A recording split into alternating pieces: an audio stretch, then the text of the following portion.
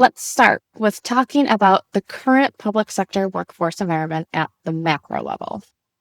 Mission Square and the Public Sector Human Resources Association conduct an annual nationwide survey distributed to public sector HR across the country. The most recent 2025 survey found that recruitment challenges are diminishing, with fewer governments reporting needing to reopen recruitments due to insufficient numbers of applicants. Broad-based pay increases are declining, along with a de-emphasis on competitive compensation. About one-third of the respondents use targeted hiring bonuses, which was similar to the prior year survey. Over 60% of the participants said succession planning is important, but they aren't doing it. Collectively, this is indicating to me that the pressures of a candidate-driven market are easing and that the concern of an older workforce is still highly prevalent amongst the public sector. Since we have a large number of participants today coming from finance and accounting, I also pulled some research from a report issued by the American Institute of CPAs and the National Association of State Auditors, Comptrollers, and Treasurers.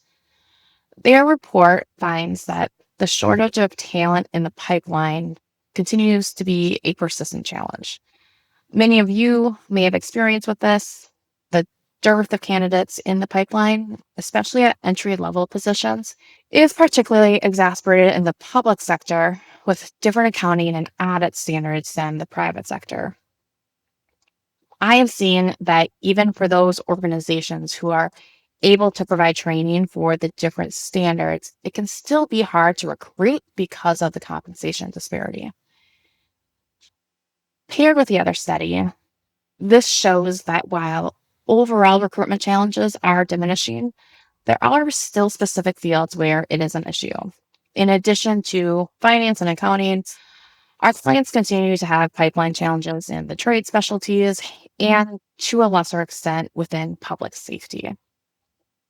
I personally think that the candidate pipeline challenges that the public sector was experiencing in the recent past contributed to the reason why a lot of organizations weren't doing succession planning, even though they thought it was important, as the previous study indicated.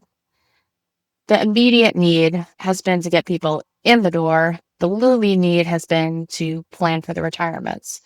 With those recruitment challenges now easing, organizations will be able to start shifting more toward how to weather the high volumes of retirements. Anecdotally, this was mirrored in quite a few of the clients who I have done succession planning with. They had pockets of positions they had a hard time filling, but overall recruitment was pretty stable. Full transparency, I now consider myself a reformed succession planning consultant. I spent the last 10 years presenting at conferences and writing articles on the importance of succession planning. As I'm sure you are aware, it has been a common concern that the baby boomer generation is eligible for retirement, and they make up approximately 30% of the public sector workforce. It has been so prevalent that it got the catchy name Silver Tsunami. With this looming risk, I started working with cities, counties, and special districts across the country to help them build and implement succession plans. And oftentimes, it wasn't working. So I'm here to make the argument that you should ditch the succession plan, instead focus on building workforce resiliency. I worked with a lot of wonderful clients, and at least part of their organization believed in succession planning because they dedicated the time and money to bring us in. They saw the silver tsunami as a significant risk to their operations and saw succession planning as a solution to help them weather it. However, time and again, I heard from employees and governing boards, succession planning doesn't work in the public sector. We have unions. It's unfair to cherry pick specific employees because a lot of retirees are at the individual contributor level. They aren't at the top of the organization. We are too small and don't have enough depth in our positions. While a significant part of our succession plan development approach included education and communication to bring people on board, I slowly started to think of succession planning like Brussels sprouts. There's a group of people that just automatically like it. You don't have to win them over. There's a middle group that with education and communication, you can dispel their preconceived distaste and they come around to liking it. Then there is a group that no matter how much cheese, butter, and bacon you put on it, they aren't going to like it. Oftentimes, they won't even try it. They just say, no, I don't like succession planning. After working with a number of clients, I heard over and over that they agreed with the importance of the implementation components of succession planning. They found value in investing in training, reducing the time to hire, sharing knowledge when someone is leaving so the rest of the team isn't left scrambling. They were just adamantly against the name succession planning. I advocate we ditch the buzzword succession planning and instead call it specifically what we are trying to do, which is to build a resilient workforce.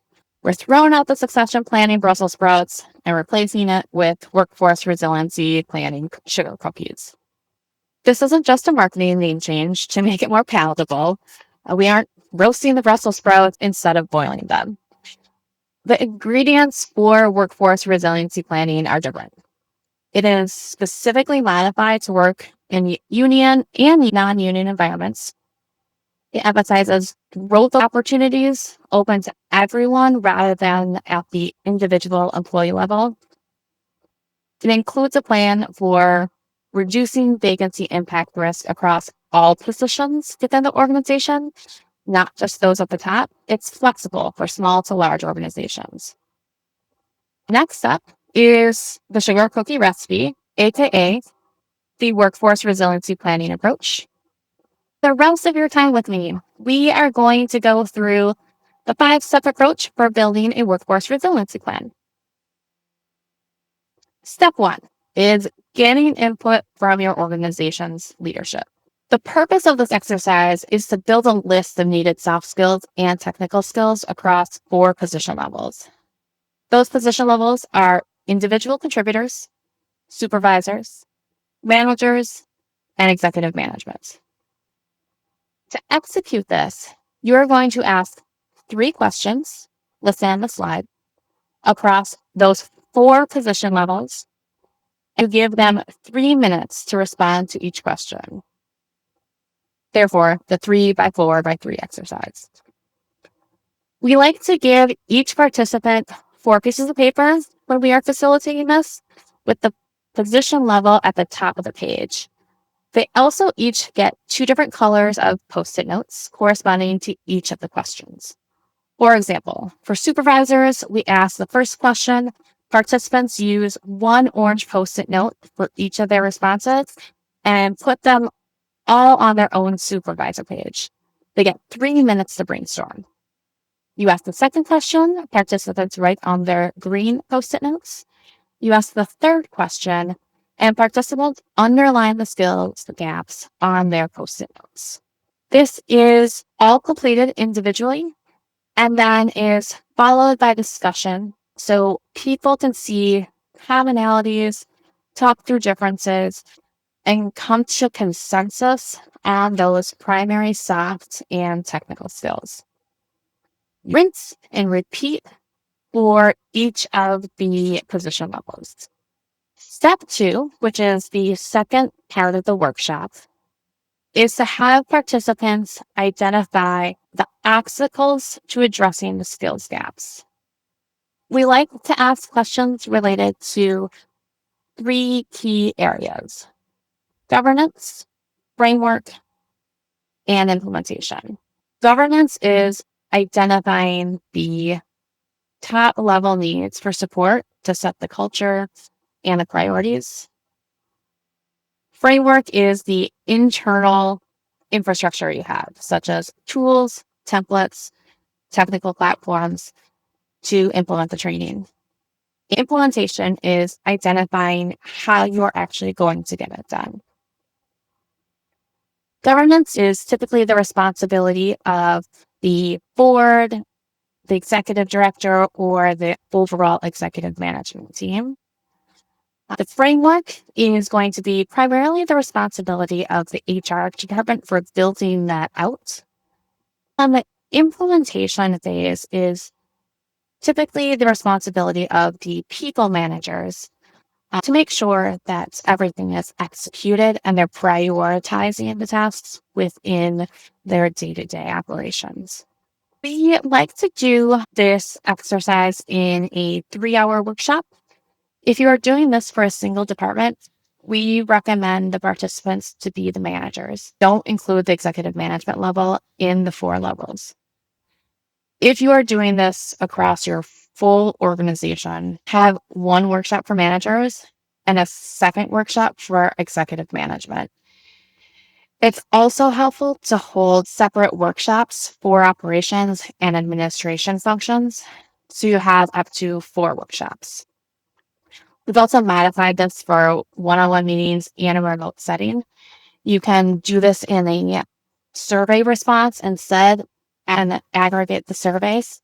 If you go the survey route, we recommend that you hold a follow-up meeting to share the aggregated responses. You're still building in the consensus among the different people managers and executive management to build that consensus and the buy-in. At the end of step 1, you will have a list of needed soft skills at each position level, a list of technical skills needed at each position level, a list of which skills are a gap in the current workforce, and lastly, a list of obstacles to addressing those skills gaps. You'll take these lists, work with HR as needed to build an implementation plan to address the skills gaps. Unlike traditional succession planning, this focus is looking across the whole organization rather than at individual employee skill gaps. Since this is coming directly from the managers, it also helps to build buy-in from the start. Your direct people managers are coming together in agreement on what the needs are. It also helps coming directly from the people managers. They're directly identifying what the skills and gaps are that they need to be successful in their operations. Step 3 is a bonus step. It's like the sugar on top of a sugar cookie. And cookie is great without it, but it adds a little extra oomph. As a bonus step, it is helpful to prioritize the execution of step 4, but it is not necessary. The purpose of step 3 is to identify positions that pose the greatest risk to operations if the position is vacant. We call them high-risk positions. You can prioritize these positions for your skills gap training and SOP development, which, spoiler alert, is step 4. If you do step 3, we recommend the department executives complete it. In larger organizations, the assessment may be done in collaboration with the division managers. I want to emphasize that within step 3, you're still focusing at the position level. You're not going down to the individual employee level unless you're doing a retirement analysis, which we'll talk about in the next slide. You will review all of the positions in your department through the lens of vacancy likelihood, difficulty to hire, and vacancy impact on finances and long-term goals. As you are applying this assessment, you are assuming the position will be filled within 1 to 3 months.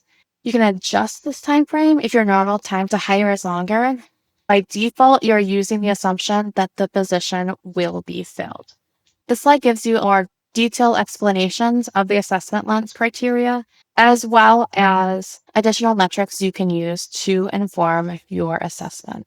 Most criteria in this table are self-explanatory.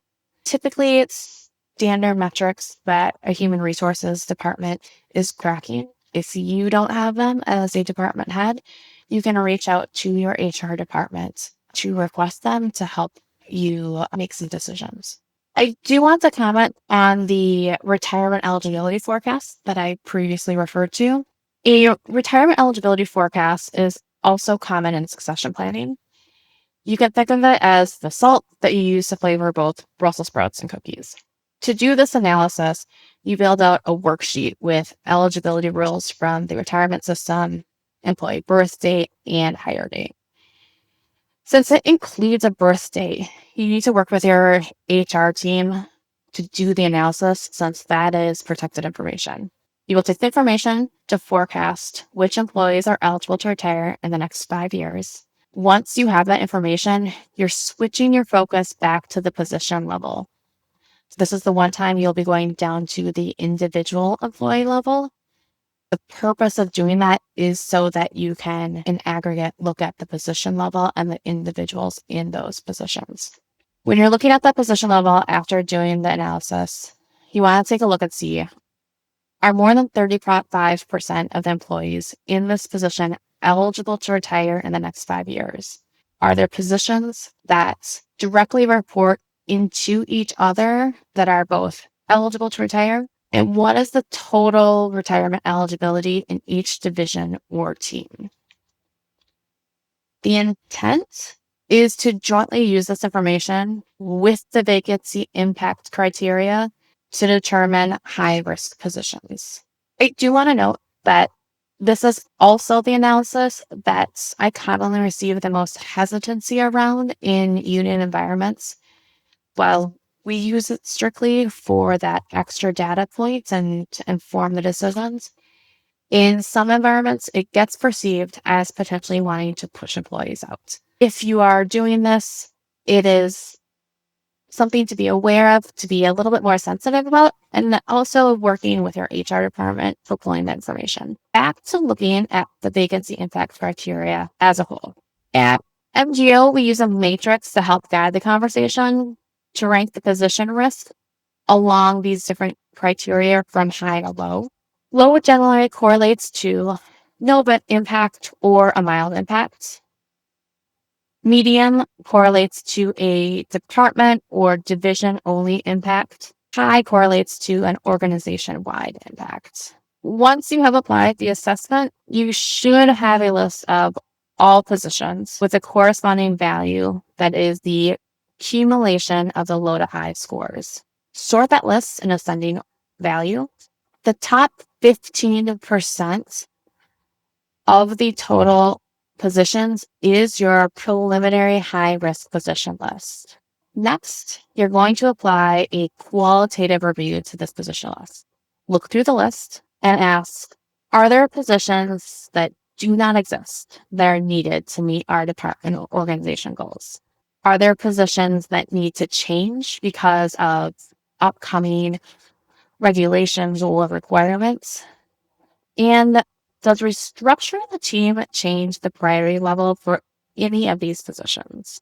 In essence, you've gone through, you're providing a systematic way through the matrix to evaluate the risk of the position if it were vacant, taking a step back and thinking a little bit more broadly about long-term where your department or division needs are, applying that qualitative assessment while looking at those positions to see does that feel right for where the quantitative analysis came through.